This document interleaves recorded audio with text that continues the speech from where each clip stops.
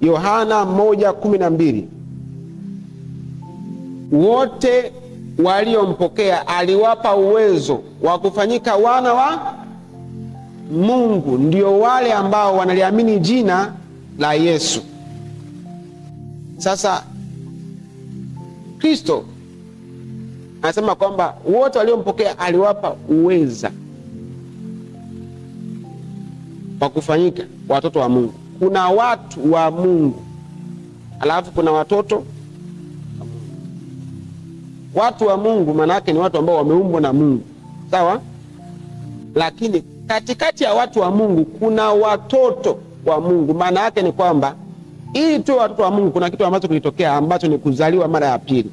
Maana yake sisi wote ambao tumezaliwa mara ya pili tukapewa haki ya kuwa watoto wa, maana yake kama tumepewa haki ya kuwa watoto wa Mungu, maana yake Yesu Kristo ana nafasi ya kuwa baba kwenye maisha yetu.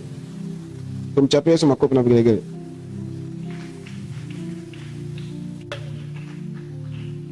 Haki ya ngapi tunafuata? Haki ya ulinzi wa kimungu. Haki ya ulinzi wa kimungu. Marko 16:18 inasemaje? Watashika nini? Nyoka, si ndio? Hata wakila vitu vya kufisha, wakila vitu ambavyo vina hatari, havitafanyaje? Havitawazuru. Kwa sababu gani? Ni kwa sababu Mungu ameachilia nini? Ulinzi. Kumbuka kwenye hicho kitabu cha Marko 16:18, kabla ya hapo ameanza kusema huku kwamba na ishara hizi zitaambatana nao au waniaminio. Manake ni kwa Wakristo tu, sawa? Waliookoka. Manake ni pamoja na ulinzi wa Mungu. Kuna muda wataenda watakula vitu vya ajabu ajabu bila wao kujua. Sio vile ambavyo nakula makusudi, sawa? Sio ukaenda kuchukua chakula chenye sumu ukasema maandiko yanasema atakula vitu vya kufisha. Mimi simo, sawa? Sawa pendwa. Haki nyingine ni haki ya kufanikiwa. Haki ya kufanikiwa, mabano kubarikiwa.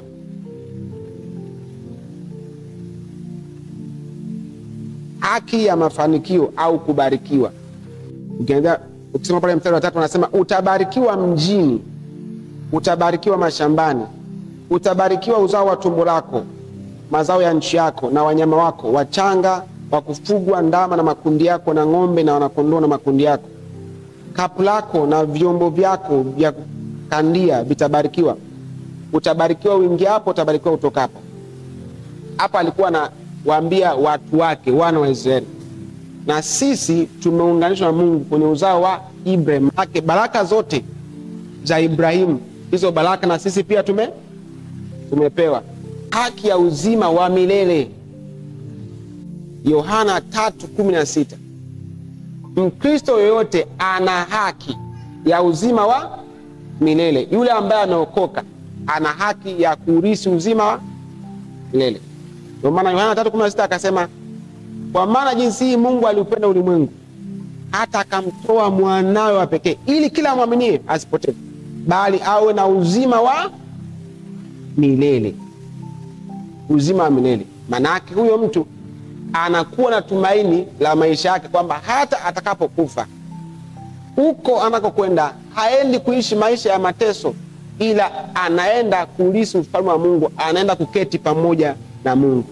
Haya mambo yote ambayo tumeyasoma hapa ni haki za mtu aliyeokoka.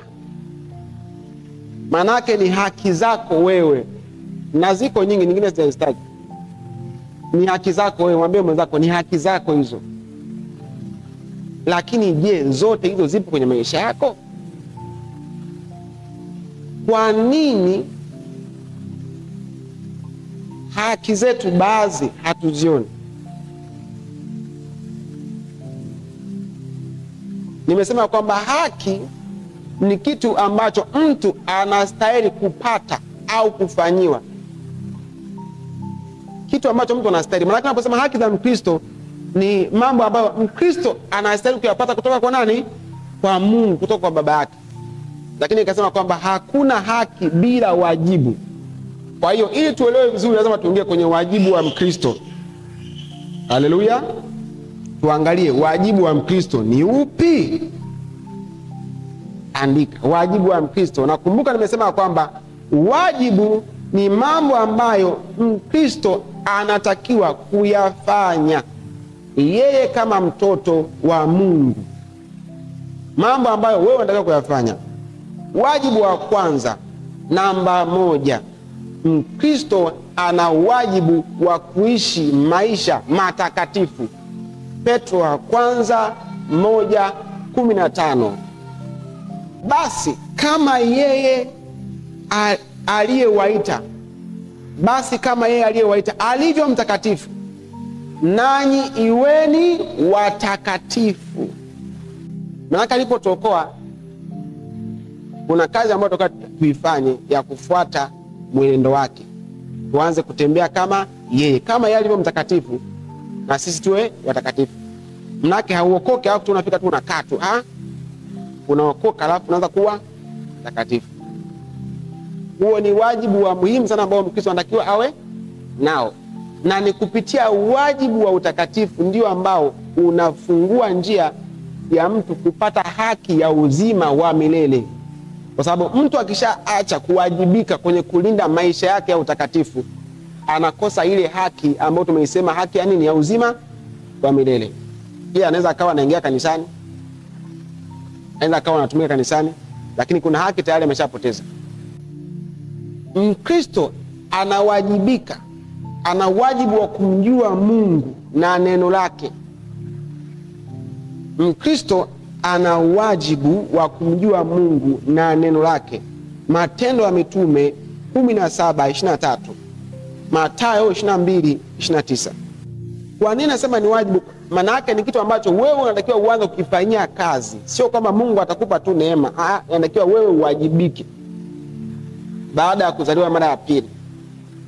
Kwa sababu ufahamu kitu lazima ukitafute. Lazima ufanye bidii ya kukifahamu. Kwa mtu anapookoka hamjui Mungu pale pale moja kwa moja kwamba njia za Mungu ziko hivi. Ni baada yeye atakapoamua kwamba aanze kumtafuta Mungu ili amfahamu vizuri. Sasa watu wengi wa Kristo huwa hawafanyi bidii ya kumtafuta Mungu kumjua. Kwa hiyo wanaokoka ila wanabaki kuwa Wakristo wa kawaida ambao hawamjui Mungu wala hawalijui neno lake. Na madhara yake ni kwamba kuna baadhi ya haki ambazo walitakiwa kuzipata wanazikosa kwa sababu hawamjui nani? Mungu. Na ndio maana kwenye kitabu cha Mathayo 2:29 Yesu aliwaambia, mnapotea kwa sababu hamyajui maandiko wala uweza wa Mungu. Manake mtu asipojua neno la Mungu, asipojua uweza wa Mungu, atapotea. Hata kama akiwa na maabudu Mungu, anaweza akapotea. Kumbe watu, inawezekana kabisa mtu akamwabudu Mungu ambaye hamjui, na akawa anatoa sadaka, akawa anahudhuria ibada, lakini Mungu anayemwabudu hamjui.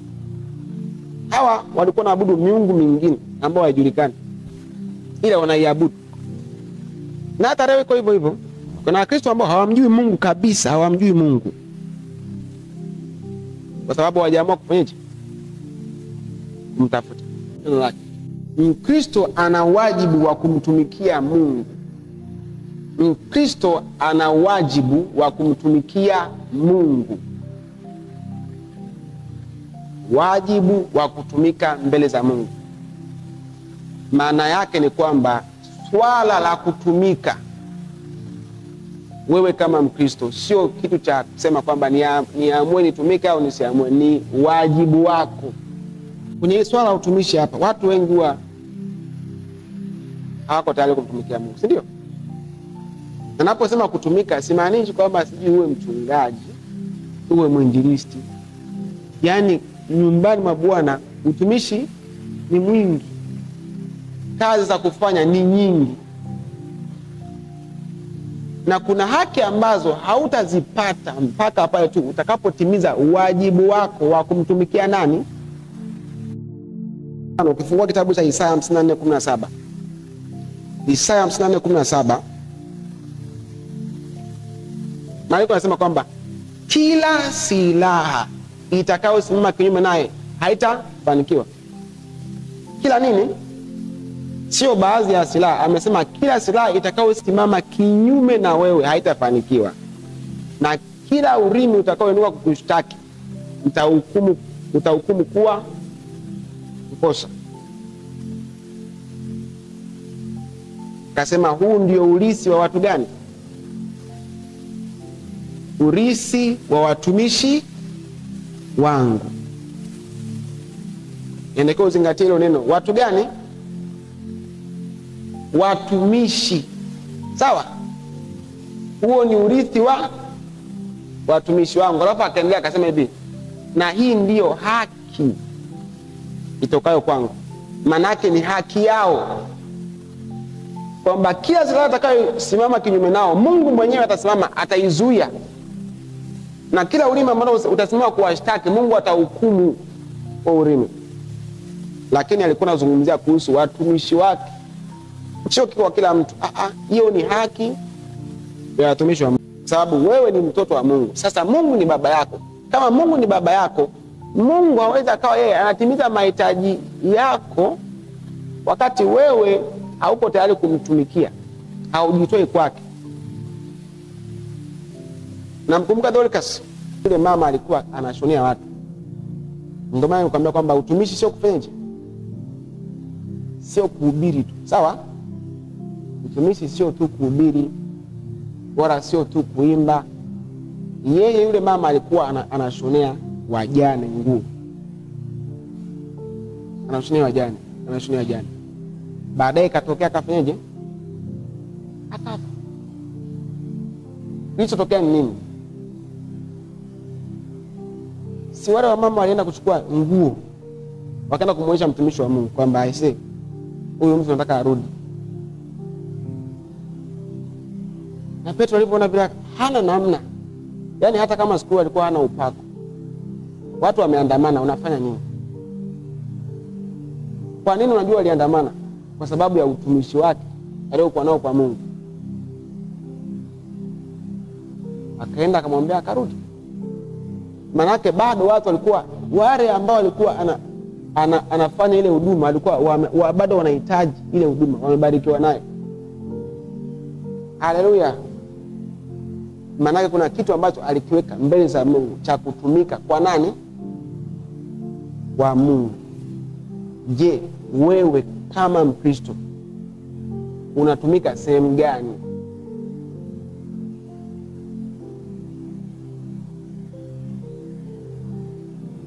Mwambie mwenzako, unatumika wapi?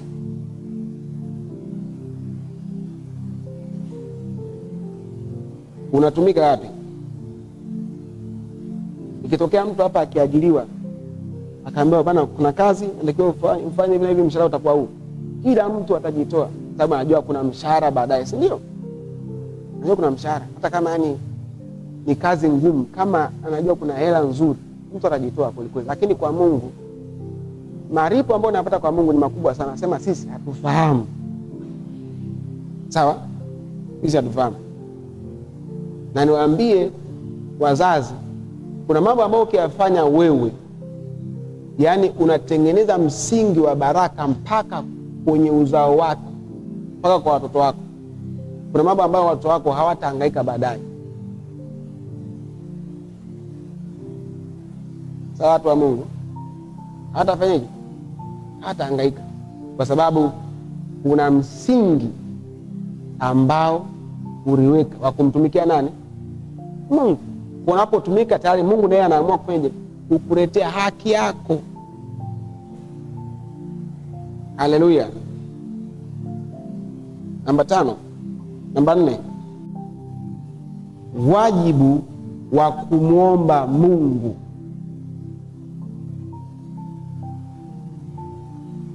Luka 18:1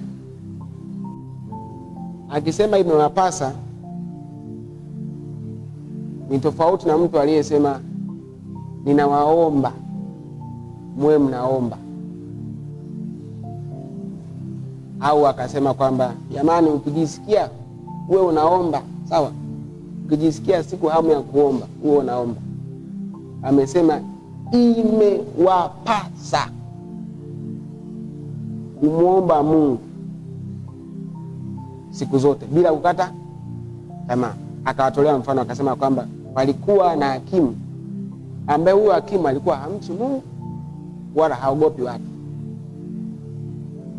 Hamchi Mungu wala haogopi watu. Maana unajua huyo mtu ni tapeli, ni fisadi, ni mla rushwa. Lakini kuna mama mmoja ambaye alikuwa ana kesi, alikuwa anahitaji haki yake. Yule mama akawa anamfuata yule hakimu mara kwa mara ili apate haki yake. Ikafikia hatua yule hakimu akachoka, akasema japokuwa simchi Mungu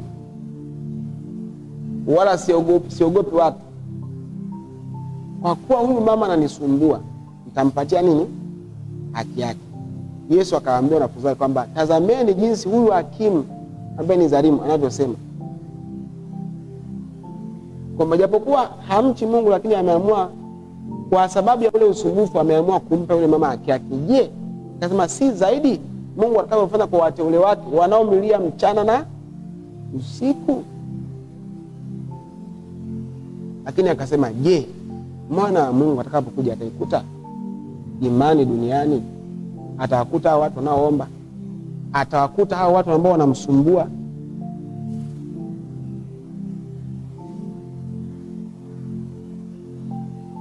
Imewapasa kumwomba Mungu siku zote.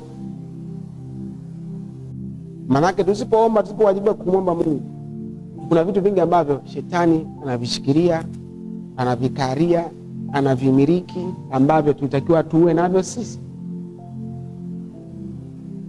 Mwambie mwenzako imekupasa kumwomba Mungu bila kukata tamaa. Namba 5,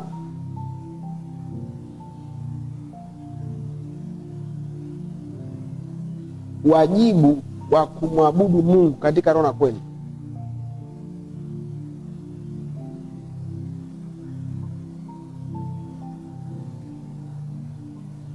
Wajibu wa kumwabudu Mungu katika roho na kweli.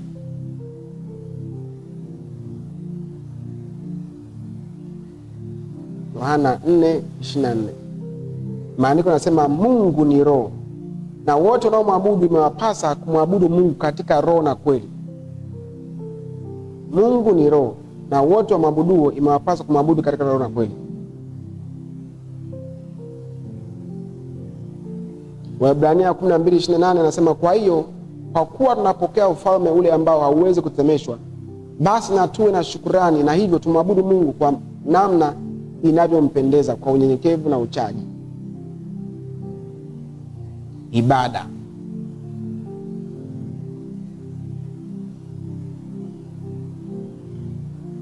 Kumwabudu Mungu ni wajibu wako wewe mtu uliye okoka. Na ninaposema ibada, hatumaanishi tu siku za ibada kwamba Jumatano, Ijumaa na Jumapili. Ibada, mtu uliyeokoka ndio ufanye ibada sehemu yote, yaani ndani ya moyo wako. Inatakiwa kuwe na ibada ambayo inafanyaje? Inaendelea ndani yako. Uwe na hali ya kumwabudu Mungu ndani yako. Sawa? Uwe na hali ya kumsujudu Mungu ndani yako. Uwe na hali ya kutenga muda wa Mungu kwenye maisha yako, kwamba huu ni muda wa Mungu. Leo watu wanaabudu vitu, lakini bado wanataka haki zao wao kama Wakristo wapate, wakati wanaabudu nini? Vitu. Mtu anaweza kuwa ni muda wa ibada, lakini hana sababu maalum ya kubaki nyumbani, ila anaamua kubaki nyumbani. Sababu manake kuna kitu ambacho tumekifanya kuwa ni ibada ambayo sio Mungu. Na nikupe siri moja. Mara nyingi haki yoyote ambayo Mkristo anaikosa yeye kama Mkristo ni matokeo ya wajibu ambao hajautimiza. Sawa? Yaani haki ambayo utakao kuipata kutoka kwa Mungu alafu hujaipata, ujue kuna wajibu ambao utakiwa kutimiza wewe kama Mkristo haujatimiza. Kuna sehemu ambayo utakiwa kuwajibika, wewe kama Mkristo haujawajibika. Kuna sehemu ambayo utakiwa kutumika, wewe kama Mkristo haukutumika. Kuna sehemu ambayo utakiwa ufanye maombi, wewe kama Mkristo haukufanya nini? Maombi. Tusimame.